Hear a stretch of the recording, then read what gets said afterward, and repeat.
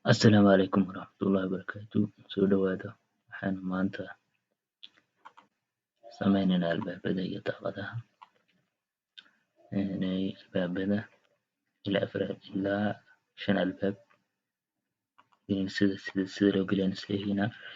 Ugu horeyn doorskan halkan baad fureysaa, kadib waa kuwan kuwo kaloo badan way jiraan, laakiin kan ayaa inta badan qoraalka loo isticmaalaa noocyadan kala duwan.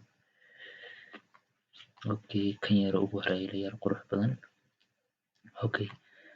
Inta badan guriskiisa waxaa laga dhigaa 0.9, heightkiisana 2.1. 2.1 baa laga dhigaa.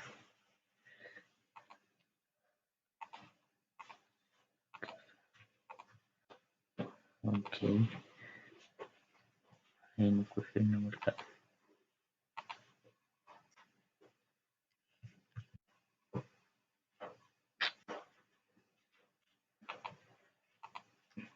Kan waan sameynay si uu u ekaadaan eegno.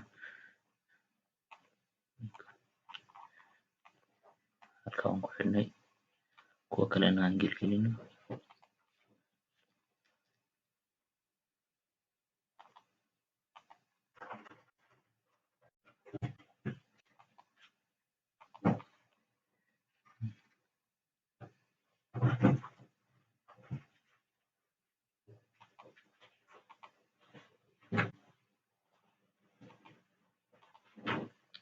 Intaas waan gelinay. Kasuuliga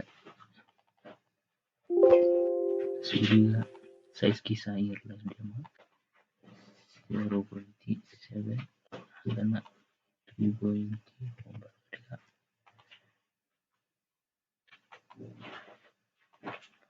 Kaasoo dhan si u ekaaday. Kuwa dhamaantood waan gelinay. Daaqadihi aan gelino. Windowskiisa oo qaba. Kan buu ku daa. Xaggan daaqad yar weyn baan rabaa. Xaggana daaqad yar maadaama fadhigu yahay.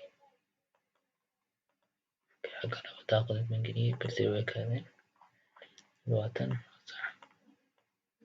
Waan qurqurxin doonaa insha Allah. Xagga laba daaqadood soo maaha. Xaggana mid geli. 3. Kuwan waa 3 fardadlihii. Maxay ka yahay xaggan 2 fardadle. Xaggaas 1 fardadle 2 fardadle. Fardadle ku noqo Windowskii kan ka dhig 2 fardadle. Fardadle soo ekaaday.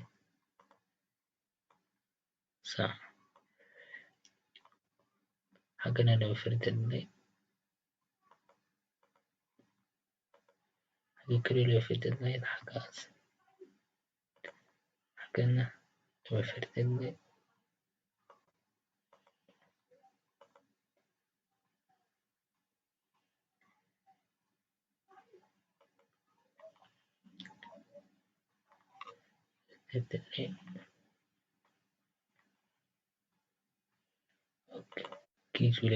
Kasuuliga inta badan 1 fardadle weeyaan.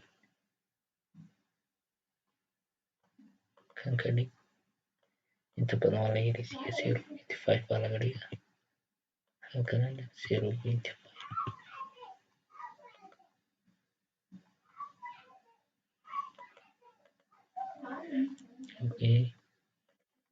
Kana aan yareyno size-kiisa. 1.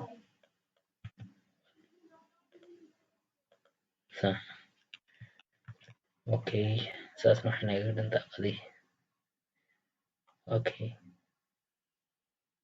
Daaqadihi waa naga dhan.